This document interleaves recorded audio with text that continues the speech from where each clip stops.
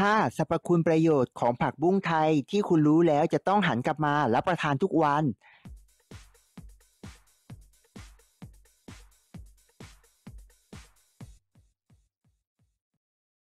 นายโอริแชร์ออนพรีเซนต์สวัสดีครับเพื่อนๆและสมาชิกทุกท่านที่สนใจเรื่องราวเกี่ยวกับสุขภาพวันนี้เราจะพาทุกคนไปรู้จักสรรพคุณของผักบุ้งกันครับผักบุ้งนั้นเป็นพืชผักที่ใครหลายๆคนคุ้นหน้าคุ้นตากันดีอยู่แล้วแต่จะมีใครสักกี่คนที่ทราบว่าผักบุ้งนั้นมีประโยชน์ในการดูแลสุขภาพอย่างมหาศาลสำหรับบทความนี้วิดีโอคลิปนี้เราจะมา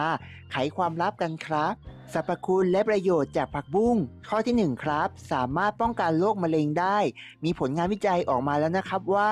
ผักบุ้งสามารถป้องกันสารก่อเกิดของมะเร็งได้ครับถ้าหากคุณรับประทานเป็นประจำถือว่ามีประโยชน์มากครับประโยชน์อย่างที่2และสรรพคุณของผักบุ้งครับใครๆก็รู้จักกันดีว่าผักบุ้งนั้นช่วยบำรุงสายตา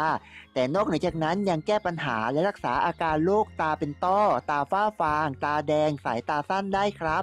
โอ้สุดยอดจริงๆเลยน่าหามาทานด่วนเลยครับประโยชน์และสรรพคุณข้อที่3ของผักบุ้งครับผักบุ้งนั้นสามารถแก้อาการร้อนในได้ใครมีอาการร้อนในจากอาการนอนไม่หลับหรือการทำงานหรือไม่ค่อยได้รับประทานน้ำผักบุ้งสามารถช่วยได้นะครับประโยชน์ข้อที่4ในการรับประทานผักบุ้งผักบุ้งนั้นสามารถช่วยให้ร่างกายของคุณนั้นฟื้นฟูเกี่ยวกับระบบโลหิตได้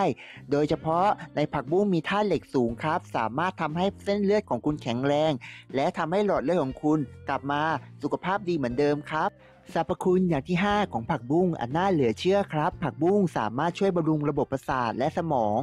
รวมไปถึงความจำได้ครับมีงานวิจัยออกมาบอกว่าผักบุ้งนั้นสามารถช่วยเสริมสร้างความทรงจำของเด็กนักเรียนได้อันนี้น่าเชื่อถือมากครับเพราะว่าการรับประทานผักบุ้งเป็นประจำสามารถทำให้สายตาดีระบบประสาทดีและก็ยังช่วยบำรุงระบบโลหิตสามารถช่วยขยายหลอดเลือดได้จึงมีแนวโน้มว่าร่างกายจะได้รับสารอาหารมากขึ้นโดยการรับประทานผักบุ้งครับหลายท่านที่ได้ฟังสรรพคุณของผักบุ้งกันมาพอสมควรแล้วคงจะสนอกสนใจมื้ออาหารเย็นนี้อย่างแน่นอนใช่ไหมครับถ้าหากคุณคิดจะรับประทานกรุณาซื้อแบบปลอดสารพิษจะดีกว่านะครับจะดีต่อสุขภาพของคุณอย่างมากเลยทีเดียวอย่าลืมกดแชร์กดไลค์กด Subscribe และกระดิ่งแจ้งเตือนเพื่อไม่พลาดวิดีโอคลิปใหม่ๆของเราต่อไปสำหรับวิดีโอคลิปนี้ขอบพระคุณครับ